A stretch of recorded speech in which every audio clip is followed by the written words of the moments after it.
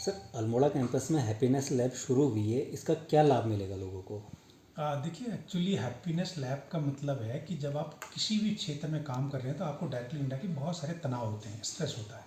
कुछ छात्रों का अलग तनाव होता है, शिक्षकों का अलग होता है, कर्मचारियों का अलग होता है, आम जनता का अलग होता है और कई तरह के तनाव होते हैं। आजकल आप देख रहे हैं कि लाइफ जितनी मैकेनिकल हो गई है, मतलब दुनिया जितनी तेज़ी से बढ़ रही है, टेक्नोलॉजी इतनी तेज़ी से बढ़ रही है, उसके फ़ायदे भी हैं, नुकसान भी हैं।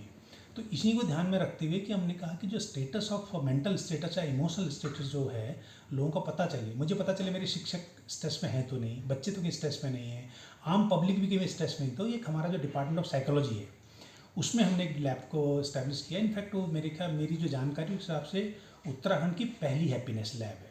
और उसमें ये नहीं वो बच्चों के लिए, शिक्षकों के कर्मचारी, वो सारी पब्लिक के लिए। कोई भी आदमी अगर स्ट्रेस में है वो वहाँ आके काउंसलिंग कर सकता है। जैसे ओपीडी होता है, जैसे हॉस्पिटल में मरीज आते हैं, तो वैसे कोई भी आदमी को अगर लगे कि मुझे तनाव हो रहा है, इसका क्या रेमेडी है, क्योंकि तनाव की कोई दवाई नहीं होती है। कोई भी ऐसी मेडिसिन आज तक नहीं है जिससे कि स्ट्रेस को कम किया जाए। स्ट्रेस कम करने के तरीके क्या हो सकते हैं? Stress labs, counselling, music, travelling, trekking, प्रकृति हो सकती है।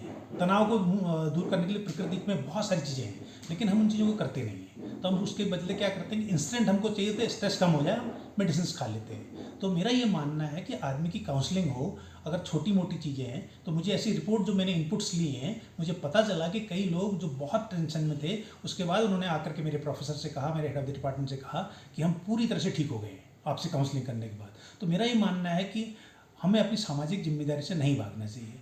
विश्वविद्यालय का मतलब सिर्फ पढ़ाई और रिसर्च करना इतना ही नहीं होता है। हम अपनी जो सामाजिक जिम्मेदारी है उसको भी निभाएं। और ऐसा कैसे हो सकता है कि हम उसको जिम्मेदारी को ना निभाएं और हमारी जो पढ़ाई है, रिसर्च है, सिर्फ कैंपस तक या यूनिवर्सिटी तक रह जाए।